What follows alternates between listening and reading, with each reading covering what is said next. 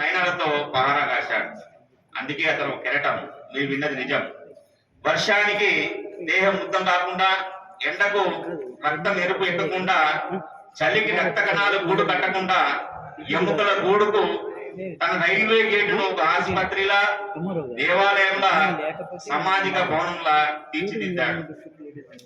కడుపులో పుట్టిన ఆకలి గీత కోసం, కుటుంబ బాధ్యత కోసం, విరిగిన గుండె కోత కోసం, చెరిగిన రక్త పింజరి రాజుపాపుల మధ్య గొల్లవంశీయుడిగా ఉద్యోగం. అందుకే అతను కెరటం. ఇది మమ్ముటికి అక్షర నిజం. మనసు ఒప్పుకోకపోయినా వయసు కావాల్సిన సమయంలో తప్పుకొని పేదరికం అడుగులు తెల్లదొరల గోడల మధ్య అడుగుపెట్టాయి.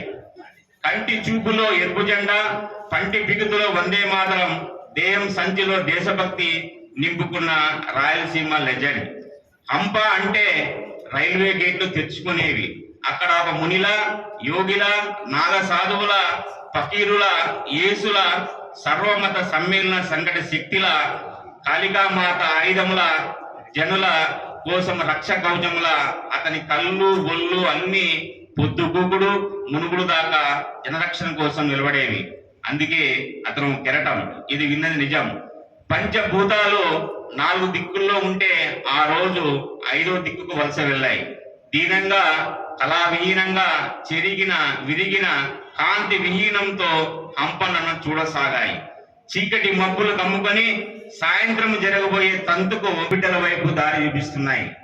మద్యంతో చూపు మందగించిన తెల్ల సునకాలు చనుబాలు లేని తల్లిని, స్పర్శ తెలియని చెల్లిని వివస్త్రణ చేసి దిగంబరం నవ్వేలా ఆ మాతృమూర్తుల దేహాన్ని దోచుకుంటుంటే చూసిన అంపన్న ఎరుపెక్కిన కళ్ళతో, కనకదుర్గ పూనకముతో నరసింహ అవతారమెత్తి తప్పని వారించి అరిచేతులతో పిడికిలి బిగించి తెల్ల వానరులను ముష్టి గాతాలతో బెంబేలు చేస్తుంటే ఇంకొక విదేశీ మూక స్త్రీ జన్మస్థానాలను సుల్లితో పొడిచి పొడిచి పొడిచి రక్త పడుగుల హచ్చులు భూమాత పెదాలకు వేస్తూ నల్లటి బూట్లకు రక్తంతో పాలిస్ అయ్యేలా కాంక్షను తీర్చుకుంటుంటే కలం పేరు కొంచెం శ్రీకాగార అధ్యక్షుడు హరిహర రాయలు బుక్కరాయలు.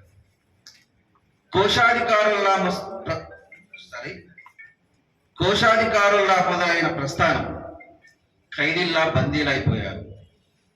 తరలించే సమయాన సందు చిక్కినా పారిపోక ఢిల్లీ సుల్తానులయ్యారు. ఈ వీర సోదరులు అమిత ధన సంపత్తి